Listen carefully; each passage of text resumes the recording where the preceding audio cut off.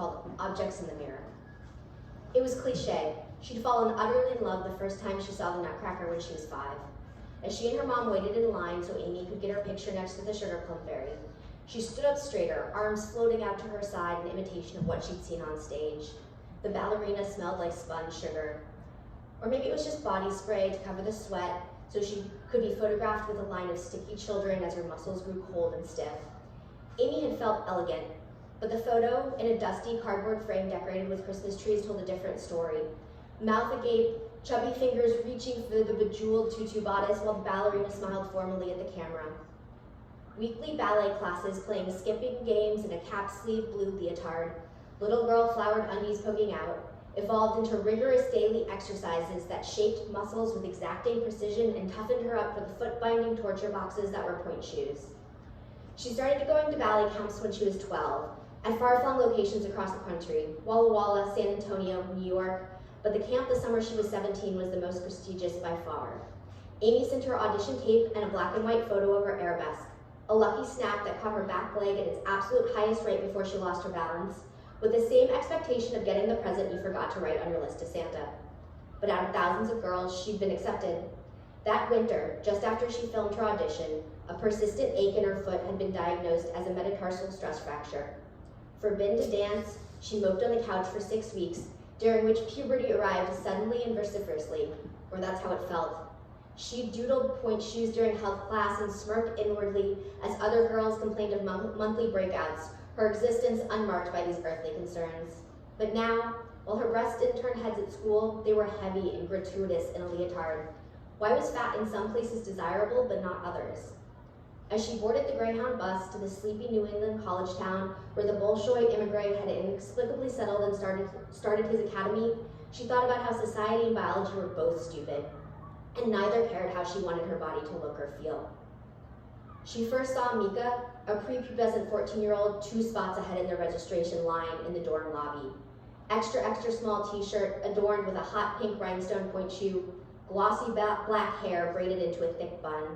While she waited in line, Mika pointed one sandal-clad foot and then the other, idly examining the graceful arc of her hyperextended knees. Amy avoided reflective surfaces, needing no reminder of her chubby cheeks and dishwater blonde hair. Waiting for the first class to start, glances ricocheted in the mirror as the girls sized each other up. Skinniest, most flexible, most talented. Amy felt she'd lost her way and wandered into an elementary school. She was ancient in comparison to the other girls. The point of the summer program was to get accepted into the year-round academy, and with only a year of high school left, she was expired goods. When Alexei, the ballet master who brought to mind a bear rather than a danseur, entered the room, Mika popped to her feet, hands primly behind her back. The rest of them hurriedly stripped off the last bits of protection, leg warmers, down booties, flittering chiffon wrap skirts. Amy felt naked in her seafoam green leotard. All class, she tried her hardest, sucking her stomach in, pulling her spine tall and straight, pointing her feet until they cramped. Corrections were the currency of ballet. They mean you're worth fixing, her teacher at home said. Afterwards, she replayed the things Alexei had said to her. Tummy, tummy, in, while pointing at her stomach. Why clip-clop? You have hooves? Jeered Petite Allegro as she landed a jump. He was the reason they were all there, and he was terrifying. It wasn't just his imposing stature, but he teetered perpetually on the edge of a simmering impatience, never more than when his thick accent required that he had to explain with his body. He'd suck in his gut, grow 3 inches, and reveal perfectly arched insteps. But the demonstrations were bookended with exasperated sighs. To Mika, he said, higher, while nudging her leg ever closer to her. Lovely, and spot down as she executed a triple pirouette. Amy made it 2 days without crying. She knew once she heard her mom's voice, it would all come spilling out. After dinner, she paced back and forth as far as the metallic pay-cord phone in the dorm entryway allowed as she recounted the injustices and humiliations. I shouldn't be here. I don't look anything like my audition tape anymore. I'm the oldest and the biggest. You can come home if you're not having fun, sweetie. Mom, you don't understand at all. Why did everyone want her to be happy instead of great? No one in Amy's family understood the perfect crystalline beauty of a dancer balanced on the tip of her toe. They weren't artistic or ambitious. Even games of Monopoly were cordial.